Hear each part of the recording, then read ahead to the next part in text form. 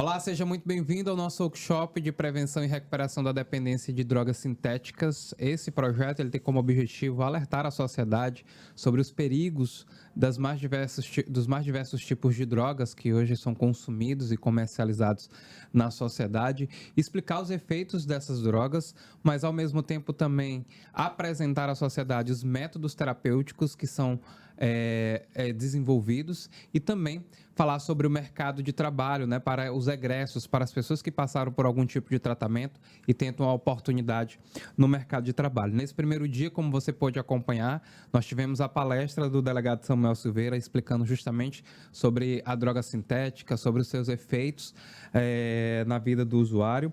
E agora a gente vai para a nossa mesa redonda justamente sobre esse tema, né?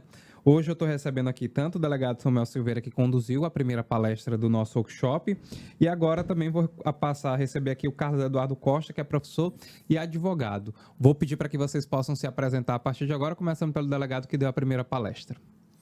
Pronto. Prazer, Samuel, delegado de polícia, atual diretor, coordenador do DENARC, Piauí. Sou Carlos Eduardo, sou professor universitário, sou advogado atuante na área criminal e sou mestre em ciências criminais. Pronto, então, muito obrigado pela apresentação de vocês. Eu vou começar com o delegado Samuel.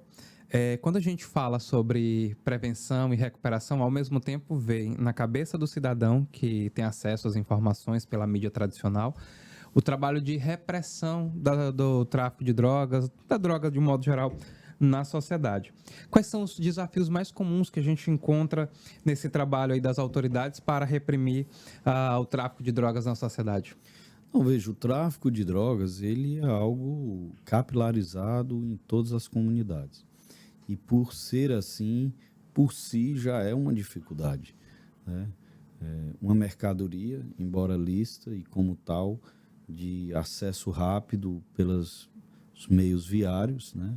Sistema de transporte, e integrante de todas as comunidades. Então, eu diria que a maior dificuldade no sistema de repressão é, de fato, o tamanho do mercado da droga, né? Você encontra droga em ambientes periféricos e na alta sociedade. O que diverge, muitas vezes, é só o formato da droga, e não necessariamente há essa diversidade, né? A classe alta consome do crack, a cocaína, a droga sintética, e nós encontramos aí, em menor proporção, droga sintética em ambientes mais periféricos, mas mesmo assim ainda é possível de se encontrar, né? O próprio crack, que é uma droga muito comum, alastrada, né? Que teve o seu boom aí entre os anos 80, 90 e com um poder de vício muito grande, né? Mas que, historicamente, a nossa sociedade, a humanidade, ela sempre fez algum tipo de substâncias que promoviam um chamado escapismo, né? A fuga da realidade. Então, a droga ela está inserida nesse contexto, do ópio antigamente à cocaína dos dias atuais, né? Então, infelizmente, é uma situação difícil. Ao longo dos tempos, ao longo da história, vários formatos foram criados para o enfrentamento, e eu penso que a discussão mais moderna é a comunicação entre os vários eixos, né? O eixo da prevenção, o qual eu reputo como mais importante, nas palestras que normalmente a gente costuma dar nas escolas, sempre citamos o exemplo do cigarro, né? Há uma diversidade, há uma diversificação entre droga lícita e droga ilícita, né? A droga lícita é a droga permitida, o álcool, o cigarro. A droga ilícita, a cocaína, a maconha, ou seja, a proibida. E o cigarro, que foi muito mais consumido no passado do que o crack nos dias atuais, recebeu uma baixa de consumo de 20, 30 anos para cá, pelo sistema de prevenção criado. Então, e por essa razão, eu acredito que a prevenção é, por assim dizer, a principal arma a receber investimentos, né? Nós temos, naturalmente, a repressão, que se faz extremamente necessário, o controle da oferta. Caso ela não exista, a droga ela vai se espalhar ainda mais, né? E nós temos, naturalmente, pensando naquele que já fez uso e quer sair da droga, a reinserção social. Mas até pouco tempo, esses 3 eixos sequer existiam na visão sequer da iniciativa privada e nem tampouco da iniciativa pública, né? A sociedade como um todo só enxergava a questão da repressão, né? Para o maconheiro, a prisão, né? E hoje o avanço é tão grande que o dependente químico ele é visto até como uma questão de saúde pública, né? E eu considero isso, é claro, um avanço. O surgimento desses eixos aí na política de enfrentamento às drogas, e penso que no momento em que nós tivermos sistemas de prevenção tão estruturados, inclusive orçamentariamente, como as políticas de repressão, certamente nós teremos um resultado ainda mais valioso. E aqui não estou defendendo a redução da repressão. É preciso se aumentar ainda mais. E, ao mesmo tempo, dar uma dignidade ainda maior na questão da prevenção. Colocando os dois na mesma balança, né, delegado? A gente pode considerar que à medida que o preventivo ele aumenta, o repressivo vai diminuindo porque... Por consequência natural. Vai ter uma diminuição, né? É até uma questão de inteligência, né? E, assim, eu tive a oportunidade de ocupar outros cargos públicos que não o que sou concursado, né? Como delegado, como gestor público, e, na época, uma dada secretaria do município de Teresina fez uma pesquisa, se eu não estiver enganado, a Secretaria de Juventude, e, por incrível que pareça, uma das causas que mais fazia com que a nossa juventude usasse droga era justamente a curiosidade. Veja, ninguém tem curiosidade para adquirir uma doença terminal, mas você tem curiosidade para usar a droga porque não tem conhecimento que a consequência do uso pode lhe levar, inclusive, à morte e trazer uma série de outros problemas correlatos, né? Desagregação familiar, falência financeira, desestrutura orgânica, né? O crack, por exemplo, que hoje é vendido de uma forma muito mais batizada, e aí batizada é manipulado, né?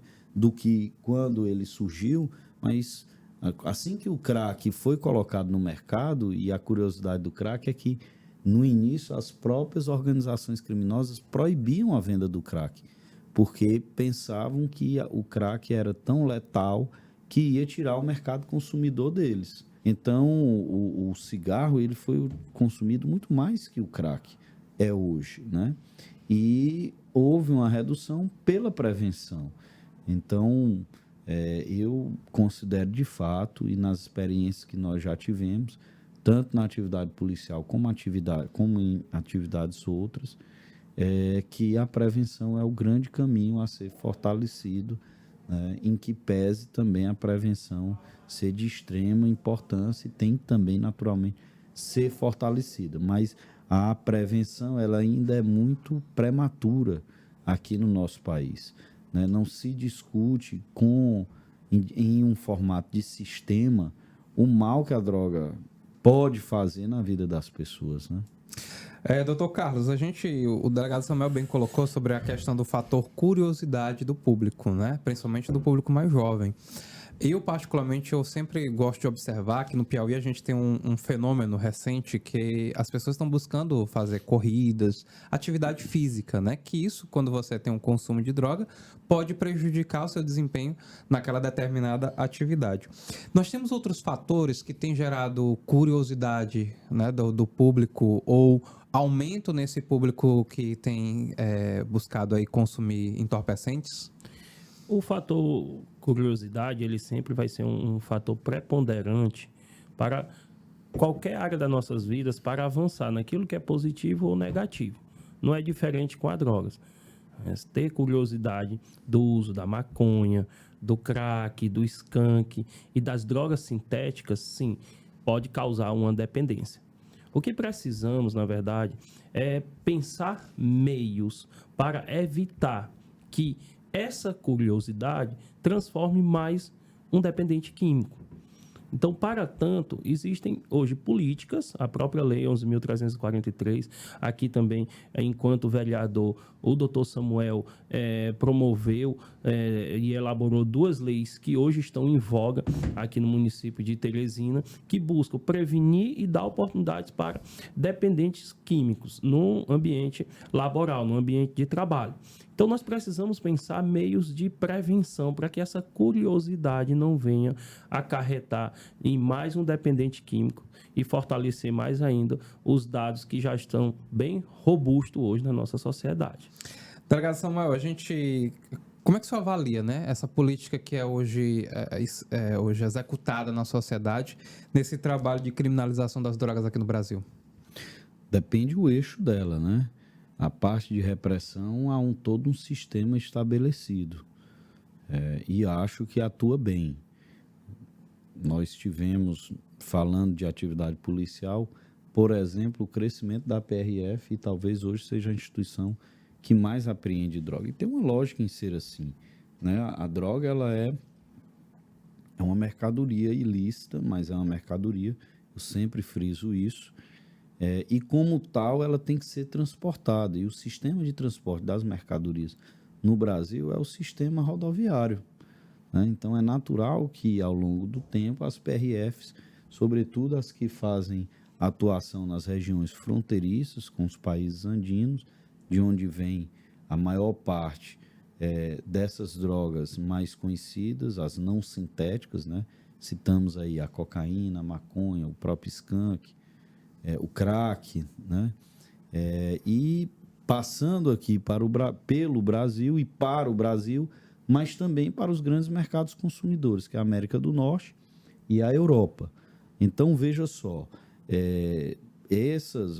o sistema de repressão que é escalonado entre a ostensividade, e aí eu citei a PRF, e as próprias atividades investigativas que as polícias judiciárias fazem, e aí nós temos 2 no Brasil, as polícias civis, que são de natureza estadual, e a Polícia Federal, né, representando, no caso, a União. Então, dito isso, nós conseguimos mostrar que há um sistema de repressão estatal, bem orquestrado e que tem um funcionamento. Você vê que em que pese o incremento da criminalidade por meio das organizações criminosas, mas há uma resposta sempre das atividades policiais. Inclusive, chama a atenção que aqui no Piauí o incremento do volume de prisões é muito grande, né? É gigantesco, a partir, sobretudo, das atuações do DENARC e do DRACO, né? Então, há uma atividade de repressão bem posta. Agora, quando você olha para a prevenção e para a reinserção social, aí você já não consegue dar a mesma resposta, né? A prevenção, eu fico feliz, o doutor Carlos Eduardo aqui bem lembrou a chamada Lei da Educação Antidrogas, que nós tivemos a satisfação de propor e de fazer ela acontecer aqui no município de Teresina, quando tivemos a oportunidade de ser vereador, e a própria lei de cotas aqui para egressos de comunidades terapêuticas e também do sistema formal de saúde, que façam algum tipo de acolhimento e de tratamento para o reingresso no mercado de trabalho, né? Aquele que completou o seu acolhimento, que acho que talvez seja o termo mais correto, e que deseja uma vida longe das drogas, a oportunidade de um percentual das empresas acolherem aí no mercado de trabalho e, em contraprestação, terem uma redução fiscal aí nos impostos, naturalmente, de natureza municipal. Então, essas 2 leis, uma tratando da prevenção, que é a Lei da Educação Antidrogas, a discussão das consequências da droga no ambiente educacional, porque não há uma estrutura pública que seja mais capilarizada, que esteja mais enraizada do que as escolas. Então, é importante levar essa discussão para as escolas e fazer isso com técnica, para, inclusive, não aumentar a curiosidade da nossa juventude, né? Mas penso sempre que, a partir do momento que você leva o conhecimento, não há de se querer algo que é ruim, né? Então, o conhecimento que aquilo pode fazer. Também tivemos uma outra oportunidade de lançar um programa chamado Testemunho Vivo, em que pessoas que sofreram com o mal da droga iam até as escolas e diziam o que os fez entrar para a droga, como foi a vida deles quando estavam na droga e os desafios que tiveram quando decidiram sair da droga, né? Então, acho até que é mais eficaz do que até mesmo um policial ir às escolas para dar o seu testemunho, né? Porque ali há uma farda e talvez a juventude não acredite tanta veracidade na fala do policial. Agora, alguém que passou pelo problema, aí é totalmente diferente, né? Então, todas essas circunstâncias, elas fortalecem a prevenção e eu não consigo entender que, de fato, haja aí um sistema de prevenção bem elaborado. É preciso avançar muito no que toca a isso e, para e passo, também a questão da reinserção. E acho até que a reinserção ela tem ganhado relevo, né? As comunidades terapêuticas, os próprios CAPs, os hospitais como... não sei se ainda hoje o Hospital do Mucambinho faz esse trabalho, penso que sim, mas é um trabalho emergencial e necessário, né? Já as comunidades terapêuticas já tratam de uma mudança de vida de fato, né? Que não medicamentosa. E todo esse contexto precisa ser fortalecido. Aqui no Piauí houve um crescimento no apoio às comunidades terapêuticas, né? Mas esse apoio ele tem que ser, é claro, cada vez maior, tanto para as comunidades terapêuticas como no olhar para a prevenção, que, no meu ponto de vista, inclusive a nível de Brasil, há muito a ser feito.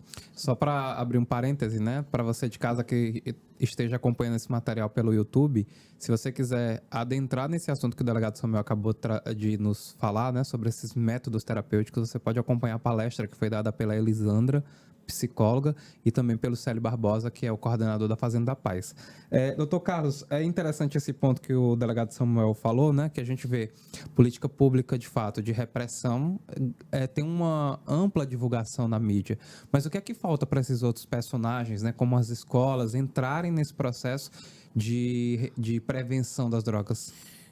O assunto aqui trata-se de drogas sintéticas, e no nosso histórico de prevenção, nós conseguimos trazer à discussão vários exemplos de prevenções que foram abordadas em escolas públicas, em bairros periféricos.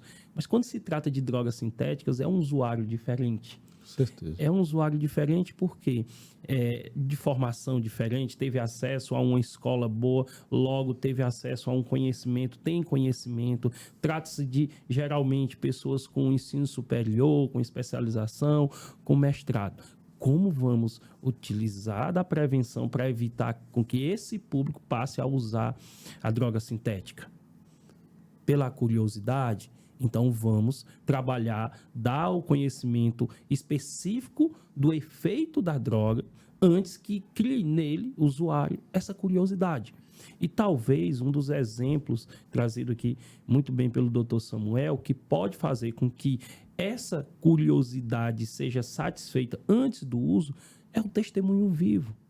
Nada melhor do que alguém que passou por toda essa dificuldade de uso de drogas, falando, transmitindo a sua experiência para um público específico da alta sociedade, para que eles possam assimilar o conhecimento do uso de drogas sintéticas e assim evitem que eles venham a usar. Porque, observe, nós já tivemos, sim, várias formas, vários projetos de divulgação nas escolas públicas. Mas nas escolas privadas, quem foi realmente que foi nas escolas privadas aqui do estado do Piauí falar sobre drogas sintéticas para aquele público? Nos parece que o assunto drogas não é mais um tabu dentro da sociedade. Mas será se não é um tabu nas famílias da alta sociedade? Falar sobre drogas, o que realmente ocasiona, porque a verdade é que quem é usuário ou propenso a ser usuário de maconha, de crack, de skunk, ele vê no dia a dia da sua convivência o usuário. Ele vê, então a possibilidade dele não usar é muito grande, porque ele está vendo o exemplo. Isso acontece muito na periferia, porque é muito comum ter usuários entre conhecidos. Mas na alta sociedade não é tão comum assim ter conhecidos, né, no envolvimento com drogas sintéticas. E esse conhecimento tem que chegar nesse público. Então, uma das formas, sim, ir em escolas. E parece ser um assunto já batido. Será se a prevenção já não chegou na escola? Muito comum na escola pública. Mas na escola privada, te garanto, nem tanto. Então, precisamos reativar projetos como esse. Testemunho vivo, levar o testemunho vivo também para a escola privada, porque é lá onde vai sair o futuro, né, dependente químico em drogas sintéticas, porque é um público diferente. Então, precisamos trabalhar e pensar dessa forma.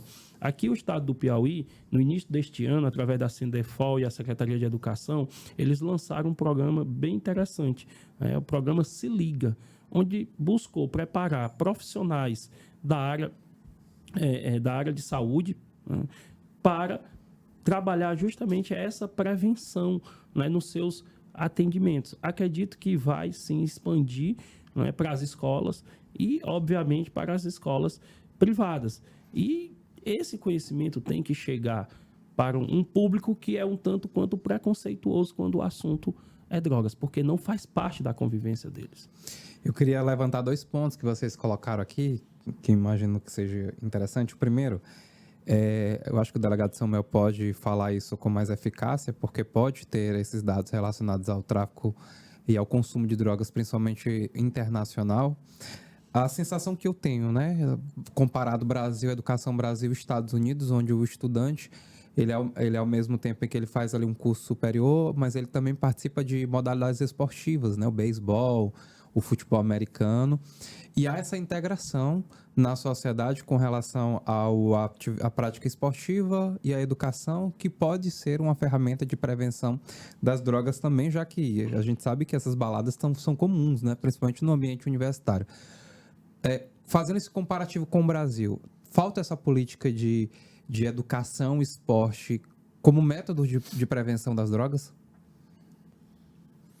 Não sei, eu acho que é importante essa reflexão. O esporte, ele afasta, de fato, do consumo da droga. Isso é indiscutível, né? Eu não sei se o modelo americano seria o melhor a ser demonstrado, porque, de fato, os Estados Unidos também tem um grande problema com droga, né? Grande problema com droga. Mas o esporte faz parte do todo que envolve a prevenção. Isso aí é indiscutível. E quanto mais se incentivar o esporte, não tenho dúvida nenhuma disso, que de fato a gente vai ter um afastamento aí da juventude. Agora, a reflexão que o Dr. Carlos Eduardo colocou aqui é bem cirúrgica, né? A questão da droga sintética e das drogas não sintéticas, elas têm um público diferenciado, né? A droga sintética, ela está numa faixa social que não é em tese não seria, não é que na classe alta não haja maconha, não haja o consumo de crack, mas o próprio consumidor da droga sintética, ele é um consumidor que teria até uma conotação mais esporádica do que continuada como consumidor do crack, da cocaína, da maconha, né? A droga sintética funcionando como uma espécie ali de um energético naquela festa, mas não se sabe, pelo menos não se considera, melhor dizendo, os efeitos maléficos que aquele que faz uso dela vai sofrer no seu organismo, desde a questão da pressão arterial até questões cognitivas que serão impactadas. Mas, de uma forma geral, o esporte ele serve de prevenção para qualquer tipo de droga, até mesmo para as drogas lícitas, né?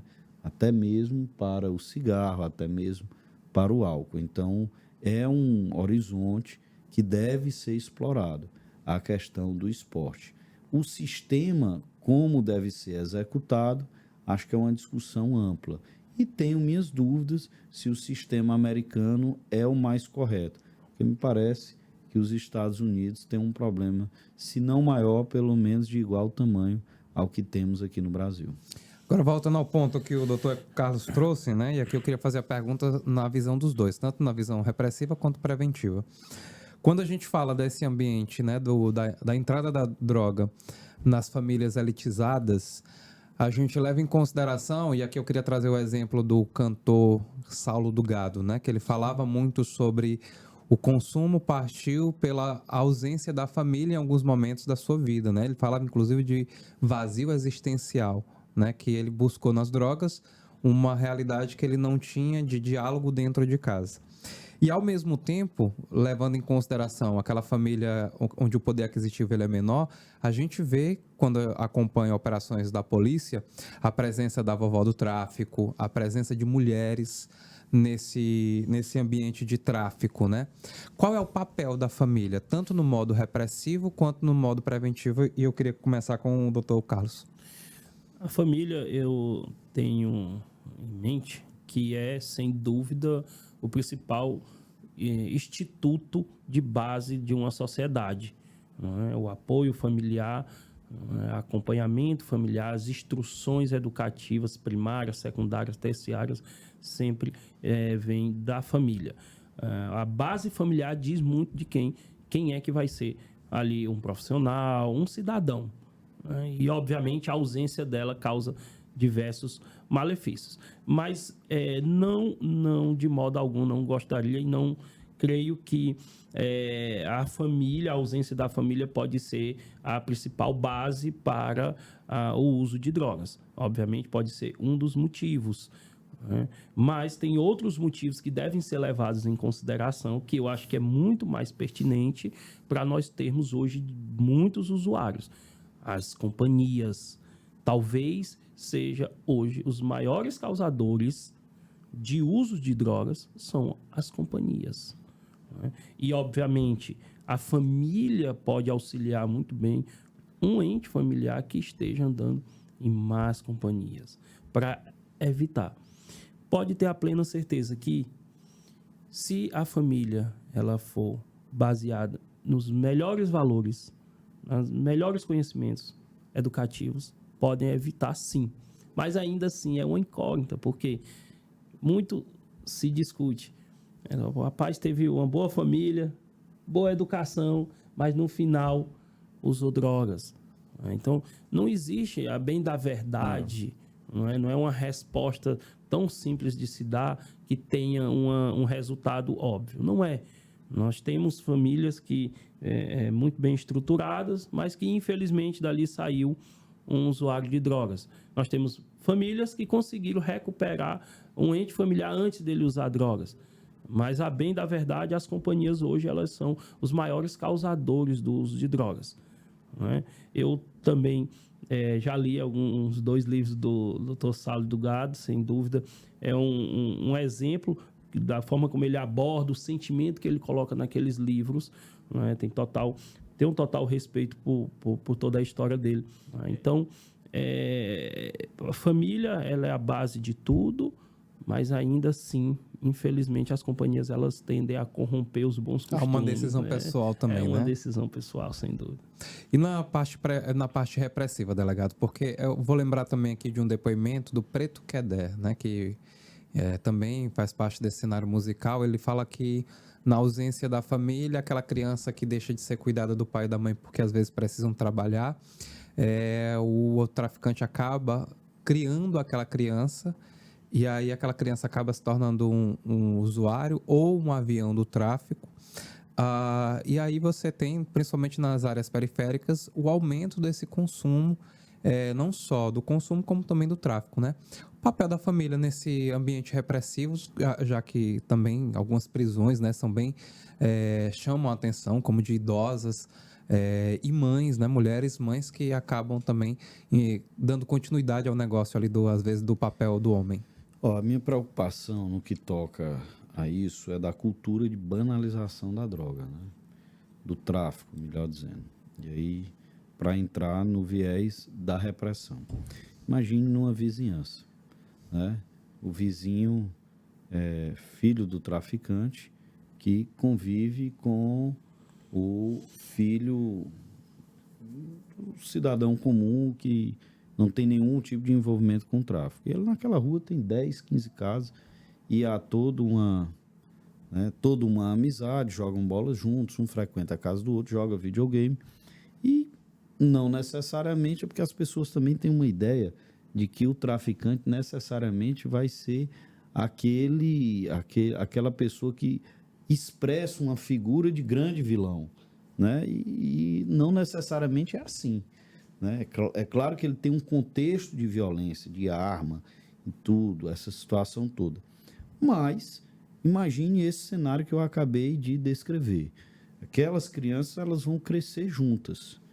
E se não houver nada de atropelo que venha a acabar aquela amizade, toda aquela vizinhança vai crescer achando que o tráfico em si é normal, é natural, porque via ali o amiguinho dele sendo criado pelo pai que é traficante, né? Então, em tese, isso me preocupa, de uma geração crescer tendo aí uma imagem banalizada do comércio de droga. E isso não pode acontecer. No que toca à família, o doutor Carlos Eduardo aqui ele foi cirúrgico, né? Até porque uma família, ela envolve aí não apenas um filho, mas um contexto de irmãos. Então, há uma decisão individualizada de cada pessoa, né? De cada ente familiar. E, de fato, e você me fez lembrar de outro dado daquela pesquisa que eu citei no começo, né? Fora a curiosidade, um dos fatores preponderantes era justamente as companhias, né? E a literatura me faz lembrar que existem os chamados fatores de proteção e fatores de risco. Fatores subjetivos tanto podem ser de proteção como de risco.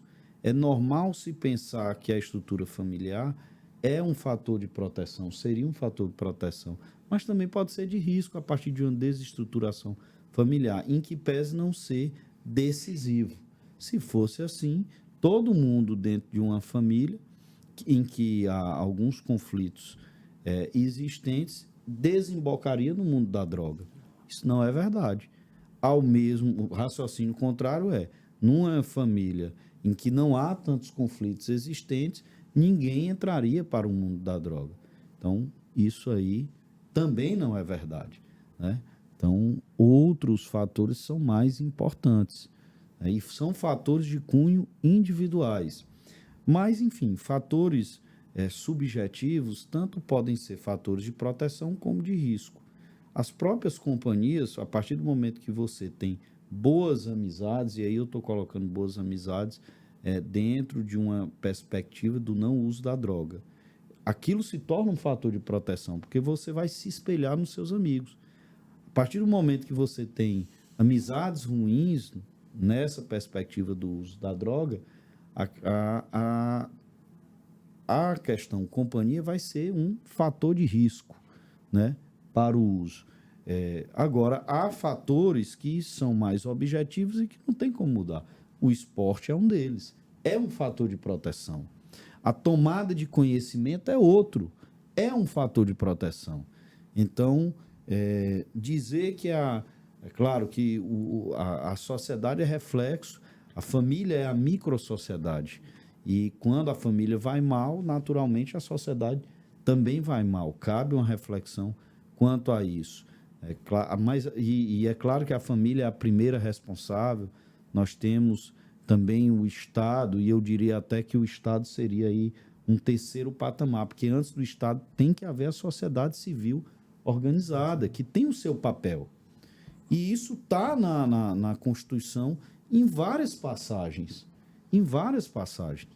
Então, é importante que não se terceirize demais as responsabilidades na formação da nossa sociedade.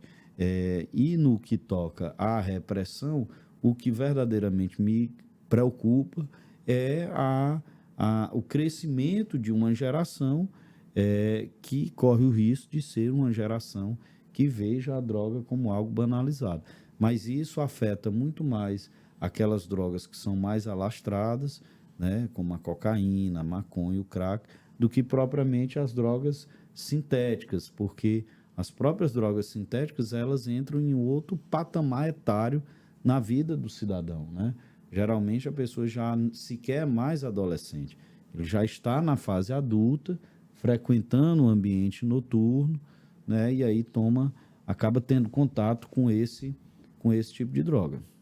Bom, para a gente caminhar para o encerramento dessa mesa redonda, eu queria fazer uma pergunta e queria ver na perspectiva dos dois, né? A gente falou sobre a educação, a importância dessa discussão ocorrer nas escolas, principalmente particulares.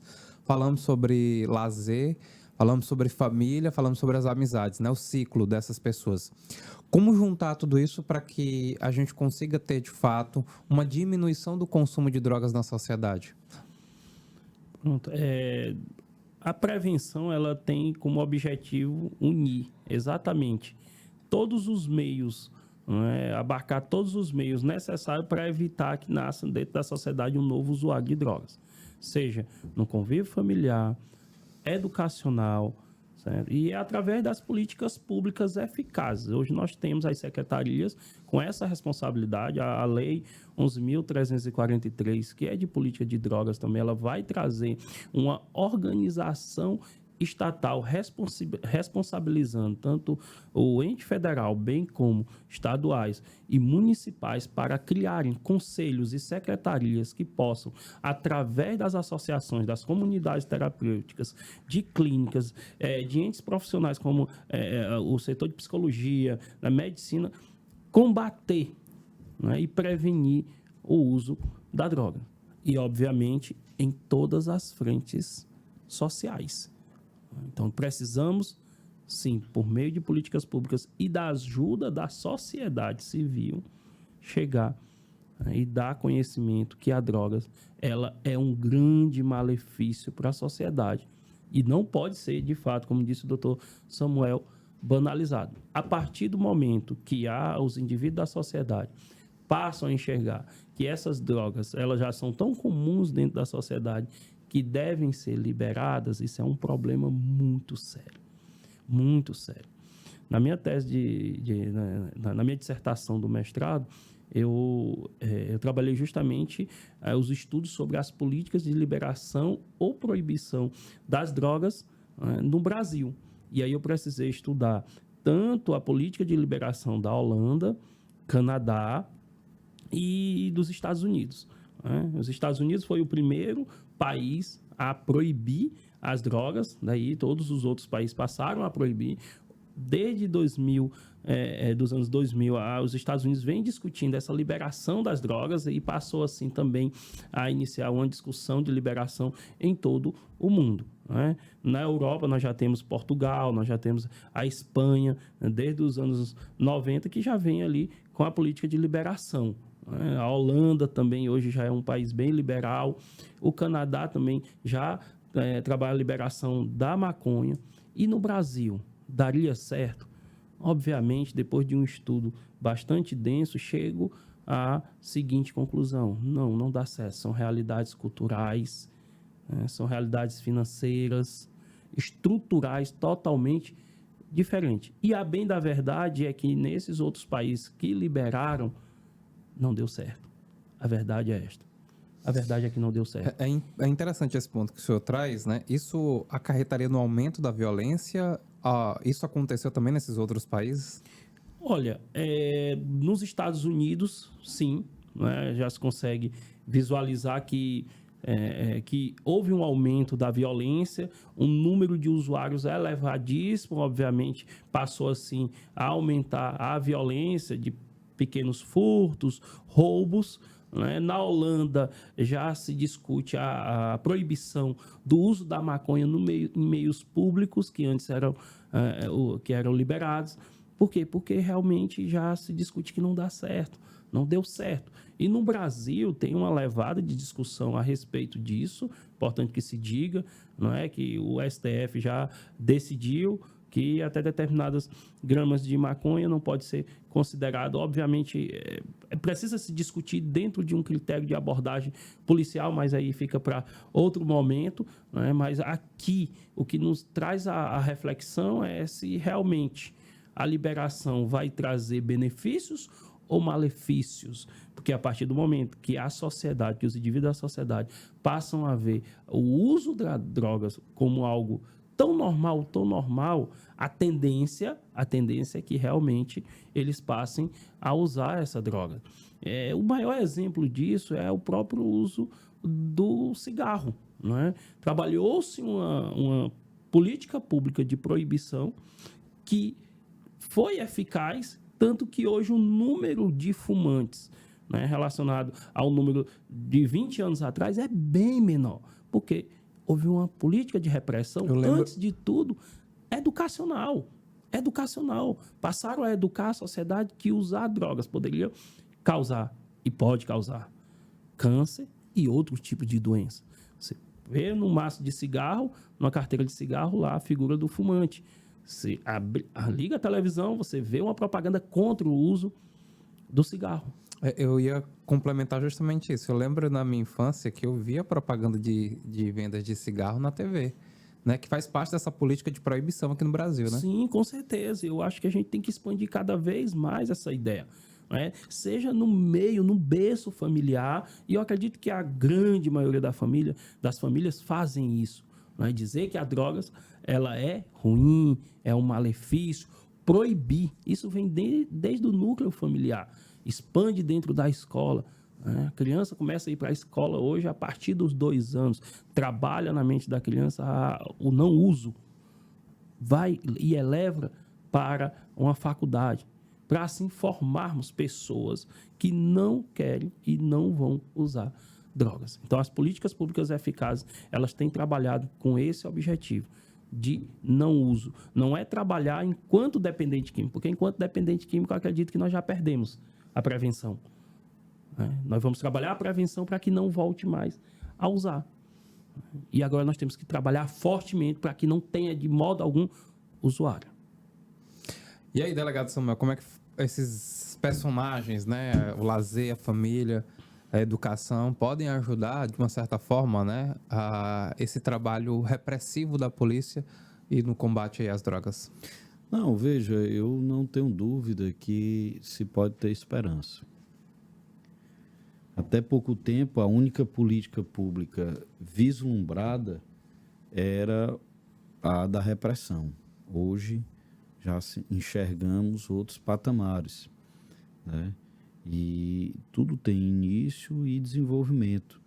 Então, eu não tenho dúvida nenhuma, esse momento que nós vivemos, inclusive aqui, o workshop é um exemplo disso, né? Não haveria um momento como esse há 10 anos atrás, porque não se cogitaria pensar em prevenção. Então, eu penso que o avançar da sociedade formará cada vez mais culturalmente essa discussão. Né? O poder público ele é um indutor, mas ele não pode ser o responsável pela solução de todos os males. Ele fomenta, ele apoia, né? E naturalmente a sociedade civil ela tem que se tornar protagonista de uma série de mudanças, né? E eu sou sim um esperançoso de que a gente possa ir cada vez mais ter no consórcio de todos esses fatores de proteção, né? Vamos assim colocar, que é a nomenclatura correta que a literatura expõe, consorciando aí, eu penso que a médio prazo nós teremos aí um resultado bem melhor. O que impactará, não tenho dúvida nenhuma, não acabará, é bom frisar de uma maneira bem honesta, o consumo de droga. Eu disse, se não disse agora, disse naquele outro momento que foi o da conversa sobre as drogas sintéticas, né? Mas acho que disse agora mesmo aqui na mesa redonda. A questão da droga ela é algo que já vem de muitos e muitos anos, não vou dizer que é uma necessidade, mas tem uma relação muito forte com a natureza humana, por conta de uma necessidade de fugir de problemas, né? É o chamado Fugir da realidade, né? fugir da realidade, é o chamado escapismo. Então, não dá para cogitar uma situação utópica em que a droga desaparecerá, né? Mas, ao mesmo tempo, nós conseguiremos, no meu ponto de vista, a médio, a longo prazo, retirar da condição de saúde pública, né? Retirar dessa condição, né? Fazendo...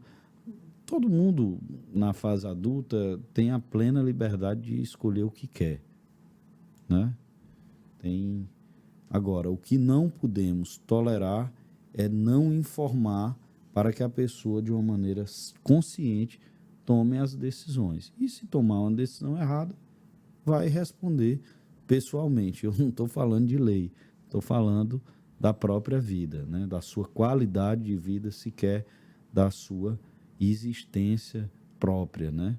Então, eu penso que o avançar da sociedade vai enriquecer cada vez mais esses fatores de proteção a tal ponto que se torne de uma maneira cultural. No direito a gente conhece isso como oferecer para as pessoas, né, o benefício da dúvida, né?